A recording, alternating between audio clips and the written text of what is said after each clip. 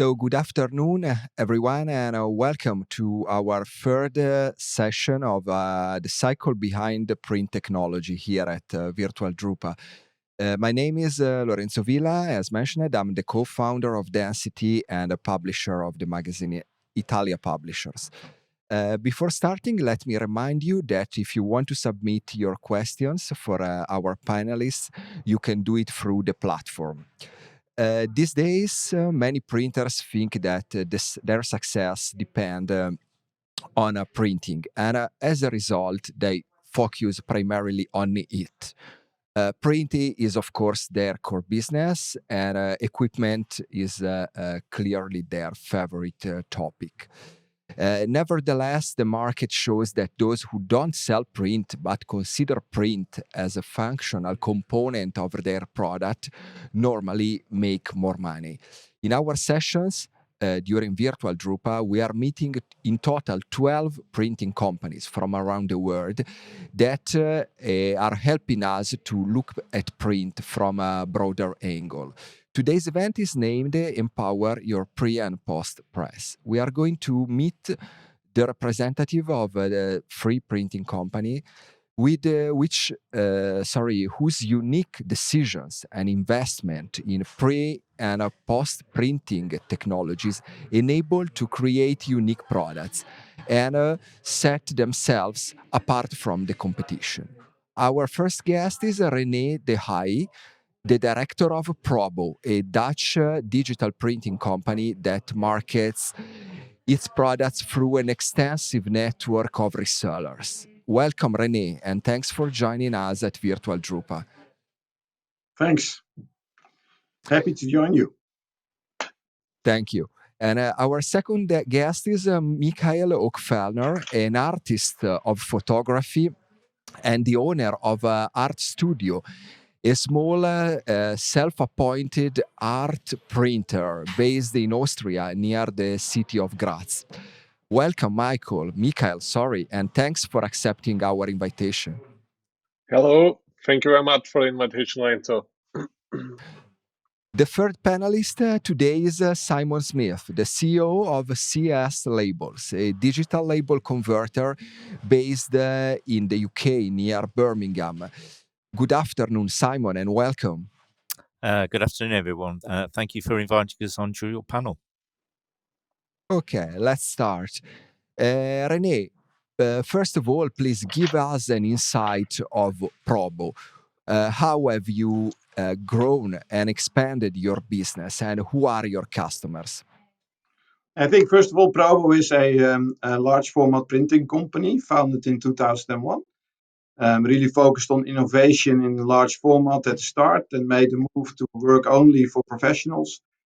So, as we call them, resellers of our products, but actually they added necessary value to our products. And we started selling online in 2012. So we're really a production company selling our products online. Currently around we produce I think around 330 different materials every day, around 4,000 orders every day, in very small quantities. That's actually what we do, and it's not only large format; it's also home deco. So lots of different target groups when you look at our customers. Okay, very well. Thanks, René. And Michael, how did you get into photography and then into printing? And who is and what is your art studio? So, at the beginning, I aspired to a career as an engineer for a very long time. And then I realized at the age of, I think, I was 23 years old, that is not the content that makes me really happy. I'm then relatively quickly fully immersed into the world of photography. As a photographer, I always had the vision to make exhibitions with large format prints. Because I always reached for a very high standard, it was a logical step to have the complete workflow in my own hands. And then back in 2015, I have become attentive by the brand Chromolux, and I was enthusiastic about the product from the beginning. That was the starting point, and since then, my team and I, we try to create better and better products every day. And with the Artstudio, we put together these two worlds. So on the one hand, or on the one side, photography, and on the other side, the printing process.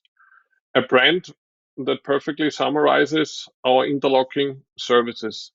At the Artstudio, we provide our customers with expertise and advice to get the most out of the objects to be printed. Yeah, so this is it so far. Thanks. It's exciting. It's an exciting story. And now it's time for a CS label. Simon, how did CS labels evolve in the last couple of years, and what led you to become a fully digital label converter? Okay, well, we have a staff of 60 people. I mean, we've been fully digital now for probably 10 years. And it's really for us is to how we differentiate ourselves in the marketplace. In digital is a very crowded marketplace in the short run market. So it's how we utilize the technology and apply the technology that we find the innovation and the ability to perhaps run much larger volumes through a digital press than normally would be the case for most providers of this technology.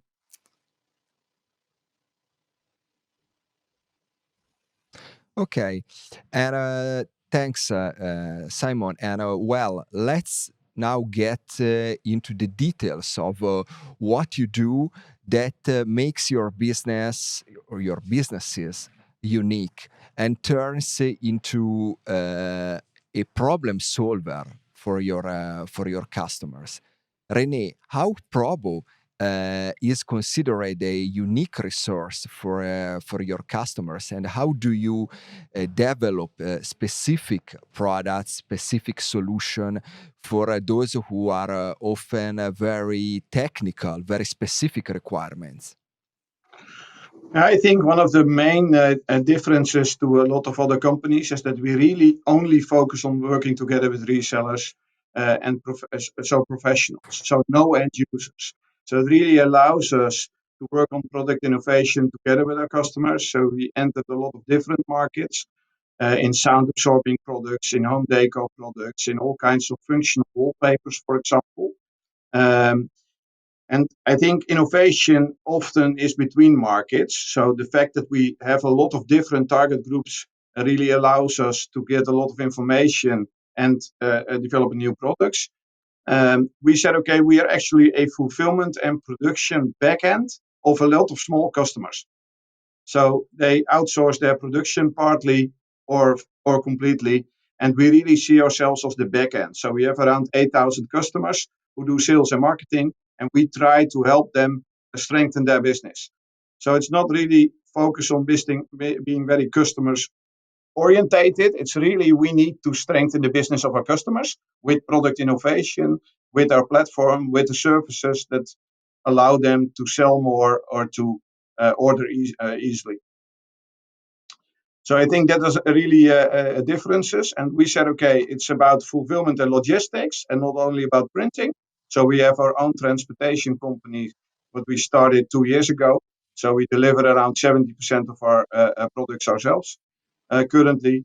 And we really try to be innovative in products, build new services, and be very connectable. So we have a website where we sell, but still a website is something we can improve, because a website, you need to go to a website, so you're not already there. So it needs to get easier and easier and easier for our customers. René, one of the special things that you have in among your inside your product range is this series of special materials, of special panels that are quite a unique part of your offering, right? You see a panel behind me, which is sound absorbing as well. I'm not moving, so the lights go out, but it's sound absorbing and it's a home deco product as well. So we really try to create brands for our customers, so they can make a difference to end customers as well. So you see that in wallpapers, all kinds of panel products, and we really try to make printed products with also new functionalities in it. So that will develop further, not only in sound absorbing and easier to use, but also, for example, with heating in materials and these kind of developments. Okay. Mikkel, why is Artstudio so special to your customers, and why do they come to you not only for the regular photo shoots, but nowadays also for a very, very special printed product? Okay, so first of all, I think you need to know we just print one product. We just print Chromolux. And I think this distinguishes us a little bit from my two colleagues. And to get a better idea, I explain you what is Chromolux to get a rough idea what we do. So Chromolux is the world leading brand of print media for sublimation printing. This results in high definition images and colors. Using dye sublimation, images are injected into hard substrates such as aluminium, wood, or metal. These substrates have been processed with a very special coating, which guarantees us a high quality print with very long durability. And in this small, it looks like this. So this is a small sheet of Chromolux, and combining now the expertise of photography and the product Chromolux makes the Artstudio unique. Customers come to us because they know that their artwork is in good hands and that we get the maximum out of every single pixel. To make at the end of the day an exhibition or a single image which leaves nothing to be desired. It's a very nice combination, Michael. Your beautiful images and these beautiful prints and these beautiful objects. And Simon, what are the unique traits and the unique services that make CS labels again unique and different from the other label suppliers, from the other label converters? What we think digitally is about is not necessarily just doing short run labels with a quick turnaround and obviously no origination costs. It's for us, it's about what you're trying to do to develop your brand and also enhance the communication platform that you have with your customer. For us is that it's about providing a solution. For us, the added value is providing something that perhaps you can't get from a conventional printing technology. So it's really about how you can engage your customer in looking at viewing digital in a very, very different way. Okay. Thanks, Simon. And as I did with the other panelists in the last 2 days, we agreed that not to talk about print, but just talking about value. But in any case, printing is a relevant topic for your companies and for our audience. So let's find out more now about your equipment and your production tools. René, why some of your products, I mentioned it before, your panels, couldn't be produced using standard printing and finishing equipment? And how did you research, test, and validate very, very specific tools, very, very specific equipment to do that? Good question. I think, of course, we've got a wide range of printing machines. So from textiles to labels to banner UV printers. We've got for machines for rigid plates, Durst machines, a lot, HP machines. So yeah, we print around 300 different materials every day. So that's a very wide range. I think the difference is in what we do is that we try to combine that with a lot of machines that are sometimes more conventional as well.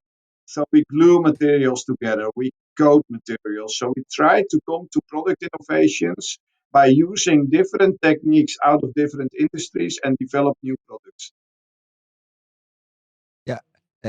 René, well, in particular, I am impressed seeing what and to what extent you had to enter the dynamics of the textile industry to produce and to design some of your products. Yeah, I think when you look at the textile industry, we invested there a couple of years ago. We were very early to go into textiles because you still see a big growing demand in smaller quantities, more personalized stuff, personalized products.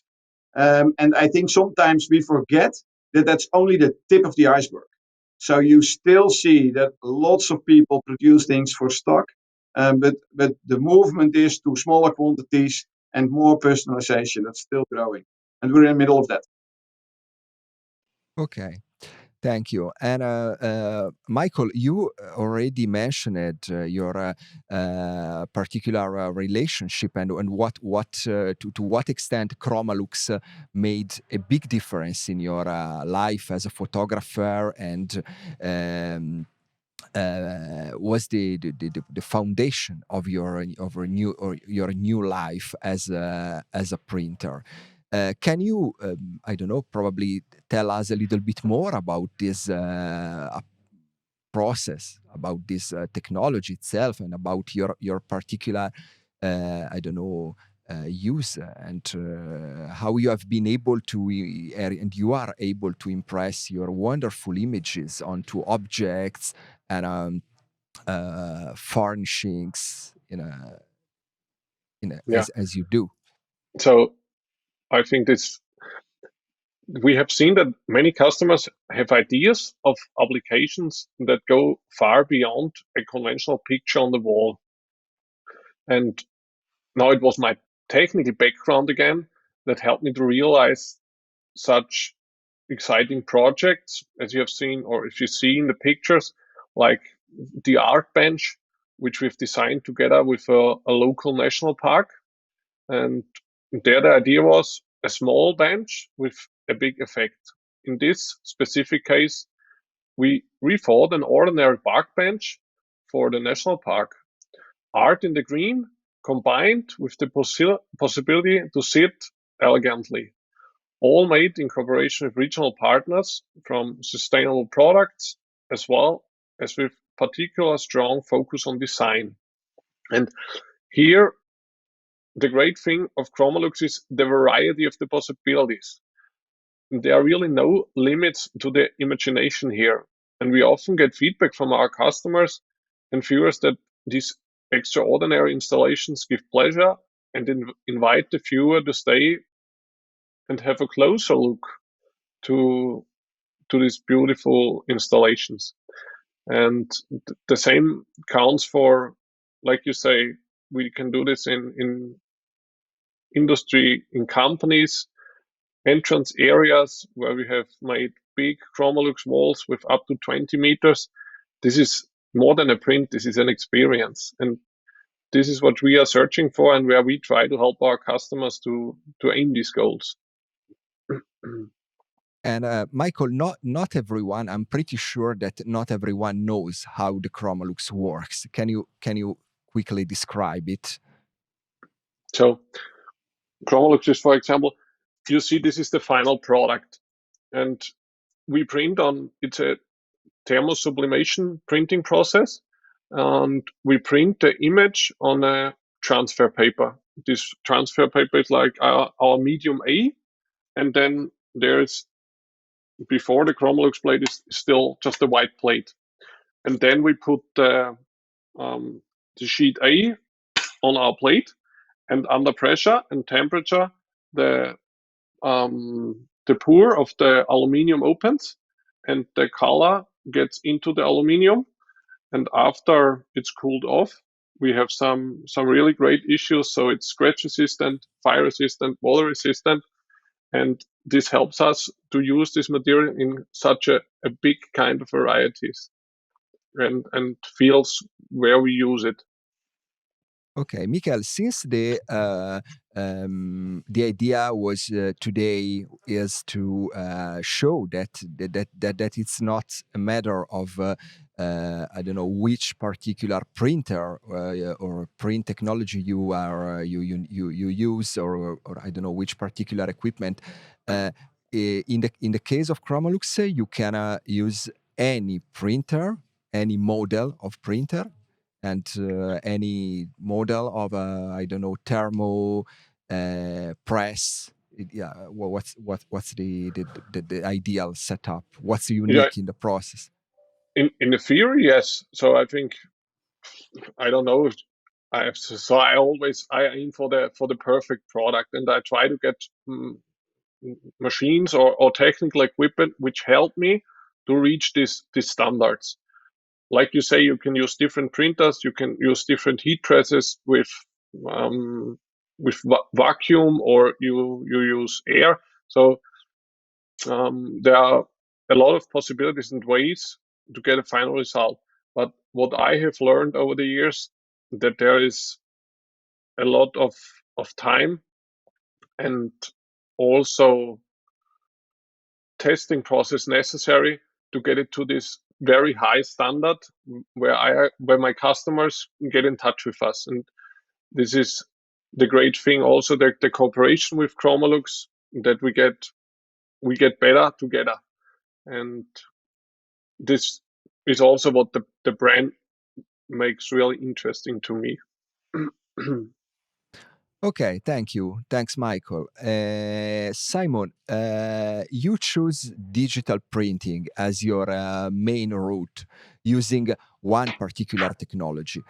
And how did you scale up your digital print operations? And above all, the preparation and finishing to adapt to the type and the size of the jobs that CS labels process and deliver every day?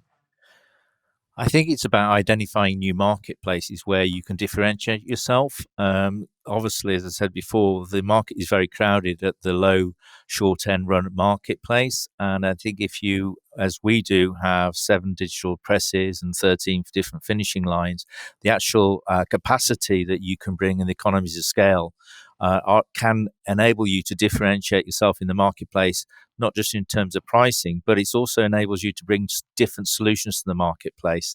And that's what for us is we feel the value is. It's not that we're selling you a label. What we're trying to do is meet a particular requirement or application, or enable you to promote your brand in some different way. Okay, and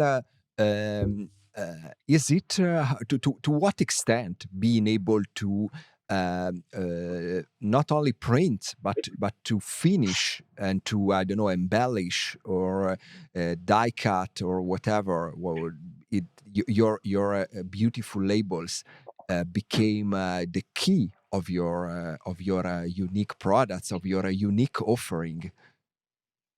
Well, I think it's, as you say, it's not just the printing, it's whether or not, as in terms of when you're printing a peel and veil, you're providing a customer with a unique label in terms of how they can actually present their information. So that quite often can enable you to run a competition, obviously using the area on the label to get across and interact with your customers in a different way. I mean, to give you an example, we're just running a food label for at the moment for a fast retail food outlet, which is a instant win competition. It actually involves 18 million labels stuck onto a product, with each label being unique. Because it's containing variable data, not just in terms of a sequential number or a unique number, but in terms of variable images. So it's very much like either you open up the peel and reveal and you can have an instant win where you can go to the counter and collect a free item, or you actually can potentially win a much larger item, whether it be a cash voucher or even in this case a car. But obviously, for us, it's about how we use the technology, not just the digital press, but the front end. Because when you're printing 19 million labels, which involve 32 million pieces of data, each one which is different and has to be randomized through the run, you need software in order to process that, in order to give you the ability to just make each label unique as it comes off the press.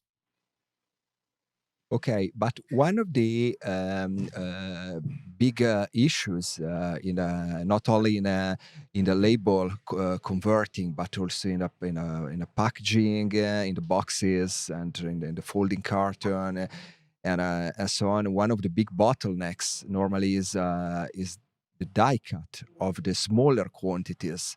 Sometimes the micro jobs.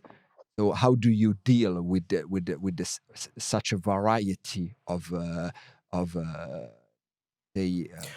one of the ways coming from the customers?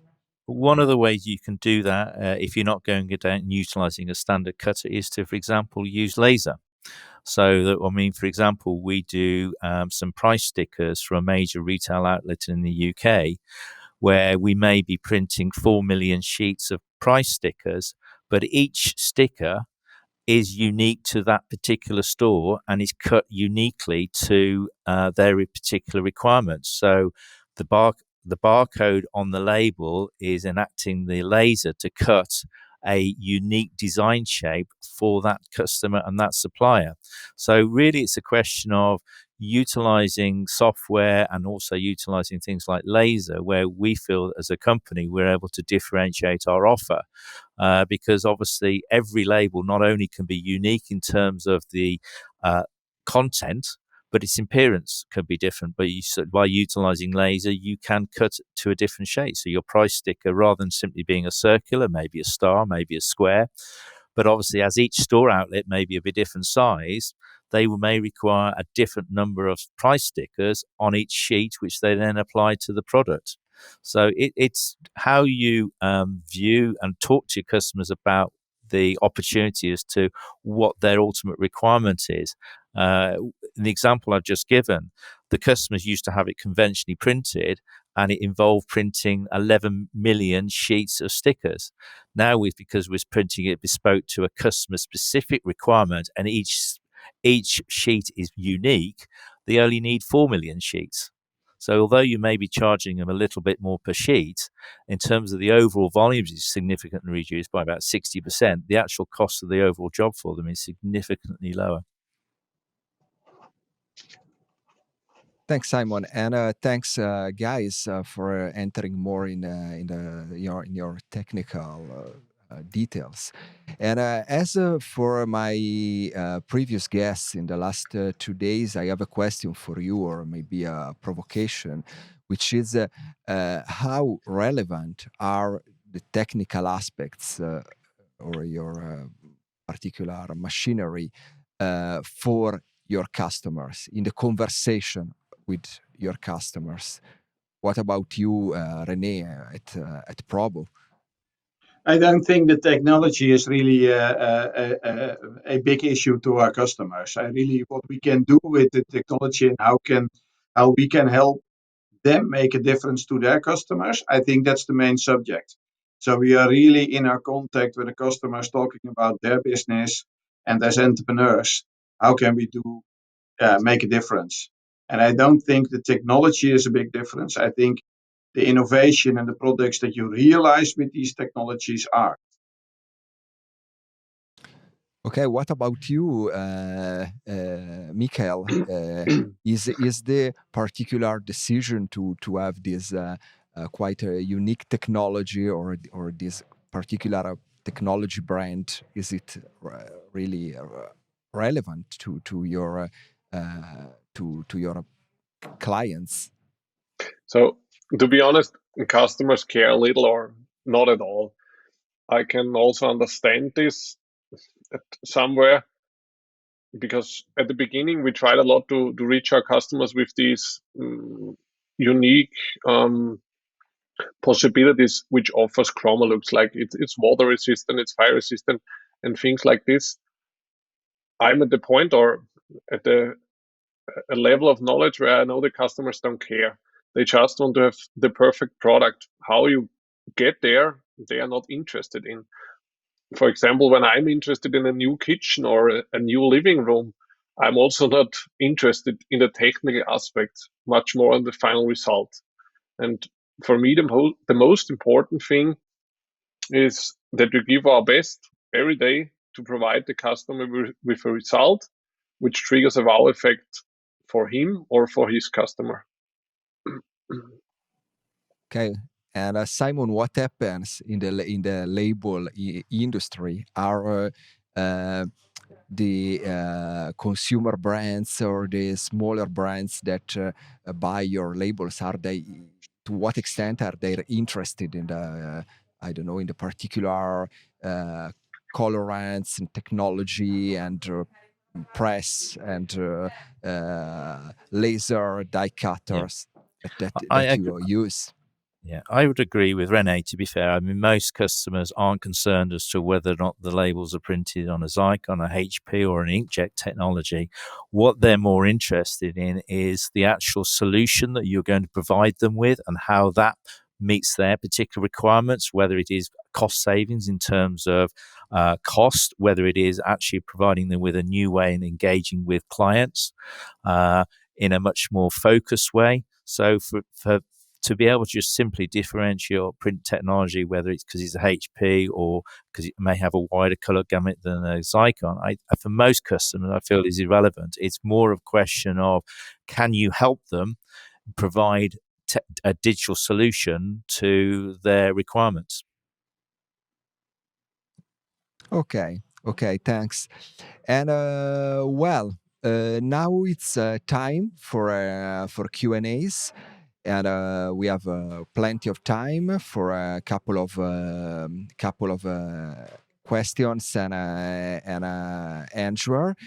And let's start with. I have a question for Michael. Michael, what is the main trait of the technology you use that convince your customers? And looking at your applications, how can you guarantee an outdoor durability of probably many years? Okay, to the second question regarding the outdoor situation, we guarantee 3 years. 3 years, like the customer picks the final print, and after 3 years it looks exactly the same. That doesn't mean that after 3 years the color falls off. That means that there can be colors, light colors like red, orange, yellow, that slightly start to reduce in saturation.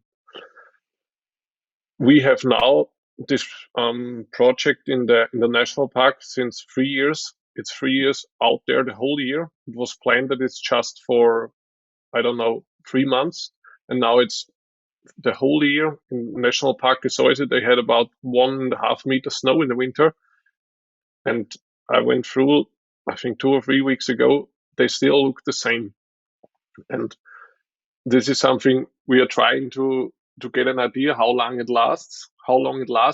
But what we see now, it's really a great product which lasts outdoor. Okay. And have you got an answer also for the first part? Yeah, can you repeat the question again? Yeah, it was Please. related to what really I don't know convinced you. Which are the traits, the unique traits of your technology that convinced you? I didn't get the question. Unique traits. What do you mean with this? Yeah, it's probably simply okay. Does this technology, the result of this technology, convince your customers, satisfy your customers? Yeah. So of course, Chromolux is a very special product, and it's a product which is still new on the market. So we do it since 2015, and we were not the first, but we were still there where it was a starting point. And people, also very good artists, photographers, some of them are at the moment, they all also still do not know Chromolux.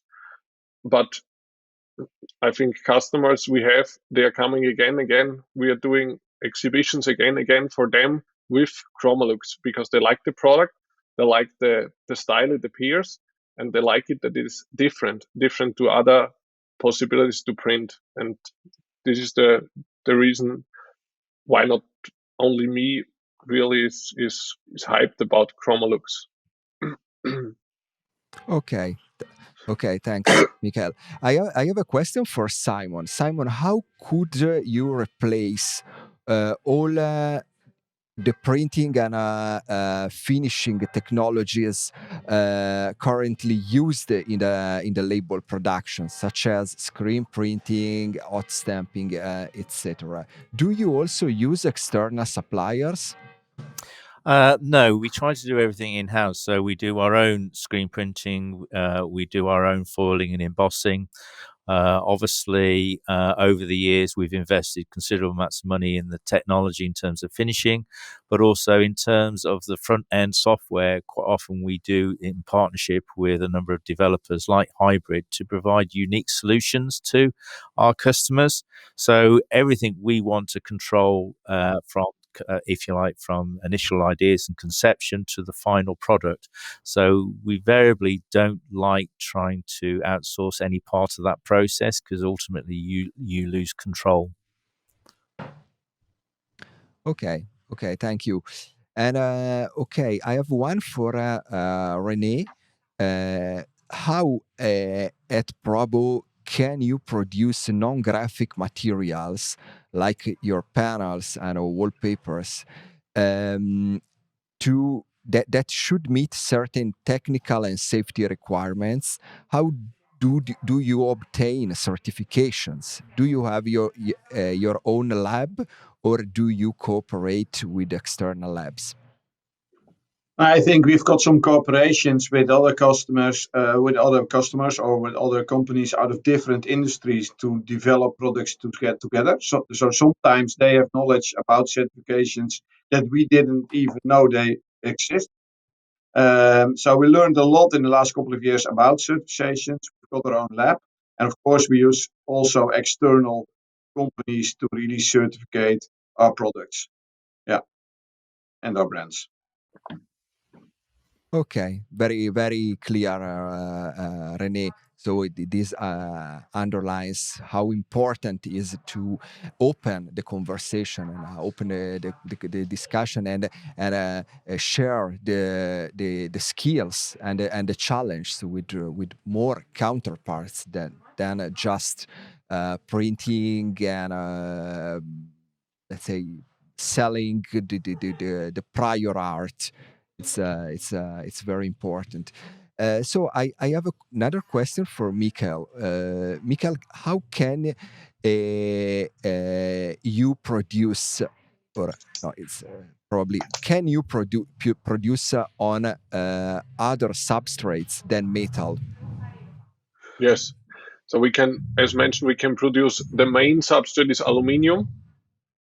This is caused because one thing is the weight, and the other thing is that it's easy to mill. But we also use substrates like wood and steel.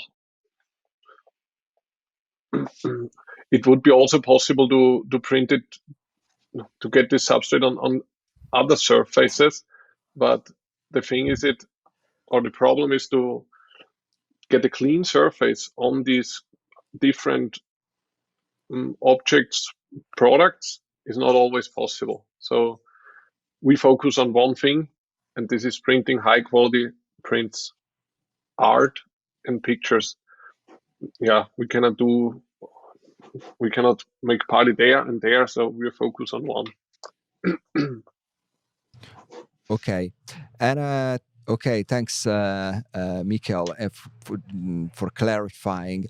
And I have one more question for René regarding your textile products. Can you just print on polyester, or can you also print on cotton and other type of fabrics? I think we use a lot of different fabrics, so it's not only about polyesters, it's also about viscose, cotton, so different cotton products, and so it's natural fibers, and it's really the more artificial fibers as well. So both. Okay. René, this is my own question. Is just again, just to clarify, as far as I know, and that's why I was asking about your additional skills coming from the textile market. Cotton and other fibers are not so easy to be printed, not only digitally, and this creates an additional challenge for this created an additional challenge for you guys. Probably you had to adapt these fabrics to your printing equipment, to your colorants. Am I right? Absolutely. Absolutely. And we do a lot of own testing and lab research as well. So we understand our products a lot more than we did 2-3 years ago. I think the main difficulty in textiles is the supply chain. So it's a lot longer supply chain that we are used to for a lot of our other products. And you see that it's not as stable as a lot of products. So that's the textiles coming into your factory. That's a very important factor, that you get them stable. But afterwards, of course, it's a different ball game. But when you do something that's more difficult, it's also easier to make a difference. Okay, it's very clear. It's very true, René. And thanks, guys. Our time is over, and I want to really thank you. Thanks, René. Thanks, Simon. Thanks, Mikkel, for being with us today, and thanks to the entire Drupa audience. So I hope to see you again very soon.